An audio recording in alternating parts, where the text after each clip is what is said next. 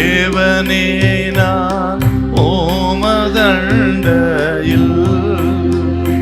இன்னும் நெருங்கி சேர்வதே என் ஆவல் பூமியில். லூக்கா 16:22. பின்பு அந்த தரித்திரன் மரித்து தேவதூதரால் ஆபிரகாமுடைய மடியிலே கொண்டு போய் விடப்பட்டான். ஐஸ்வர்யவானும் மரித்து அடக்கம் பண்ணப்பட்டான். ஐஸ்வர்யவானும் மரித்து அடக்கம் பண்ணப்பட்டான். லாசருவின் அடக்காராதனை விட முற்றிலும் நேர்மாறானது இந்த ஐஸ்வர்யவானுடைய அடக்காராதனை. இப்போ இந்த ஐஸ்வர்யனுடைய அடக்காராதனை பார்த்தீங்கன்னா வெகு விமரிசையா நடந்திருக்கும். ஏராளமான மக்கள் வந்திருப்பார்கள்.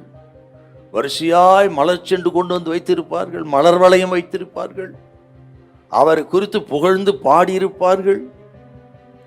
ஆனால் ஐஸ்வர்யவான் அடக்கம் பண்ணப்பட்டான். அடுத்த நிமிஷம் பாதாளத்திலே வேதனைப்படுகிறான். அடக்காராதனை எப்படி இருக்கு முக்கியம் இல்லைங்க, வாழ்கிற வாழ்க்கை எப்படி, அதுதான் ரொம்ப முக்கியம். எங்க வேணாலும் அடக்கம் பண்ணலாம். எப்படி மரிக்கிறார் என்பது முக்கியம் அல்ல, அவர்கள் எப்படி வாழ்ந்தார் என்பதாக முக்கியம். நமது சரீரம் ஆவி ஆத்மா சரீரம். மனுஷன் முக்கூறானவன். ஆவி ஆத்மா சரீரம் 3 பகுதி. அதில் நமக்குள்ள ஆத்மா இருக்கிறது. இந்த ஆத்மா தான் உணர்வு, சித்தம், அறிவு. இதான் ஆத்மாவுடைய குணலட்சணங்கள்.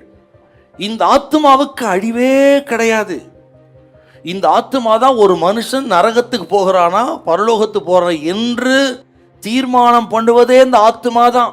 ஆகவே தான் ஆத்மா வாழ்கிறது போல எல்லாவற்றையும் வாழ்ந்து சுகமாயிருப்பான்னு யோவான் எழுதுறார் தன் நிருபத்தில். என்றால் ஆத்மா வெளியேற பெற்று இந்த ஆத்மா ரட்சிக்கப்பட்டிருக்குதா, அதுக்கு பேர் தான் மீட்கப்பட்ட ஆத்மான்னு பேருங்க.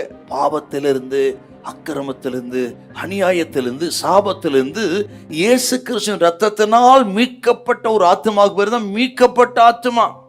ஆத்மாவை மீட்பதற்கு உலகத்தில் எந்த சக்திக்கு அதிகாரம் இல்லை. எங்க போனாலும் நடக்காதுங்க, எதை செய்தாலும் நடக்காது. நம்ம ஆத்மாவை மீட்டெடுக்கக்கூடிய வல்லது இயேசு கிறிஸ்துவின் ரத்தம் மாத்திரமே.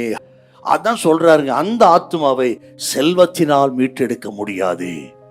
ஆகவே இதை மனதில் வைத்து கேட்கிற தேவ பிள்ளைகள், உலகத்தில் வாழும் பொழுதே உங்க ஆத்மா மீட்கப்பட்டு பரிசுத்தமா இருக்கணும். ஒழுங்கா ஆலயத்துக்கு போய் ஜெபம் பண்ணி வேதத்தை தியானம் பண்ணி பரிசுத்தம் வாழுங்க. இந்த உலகத்தை வாழும்போதெல்லாம் நல்ல சோத்தை கொடுத்து நீடி ஆயுள் கொடுப்பாரு. பயப்படாதீங்க. ஹல்லேலூயா, ஹல்லேலூயா.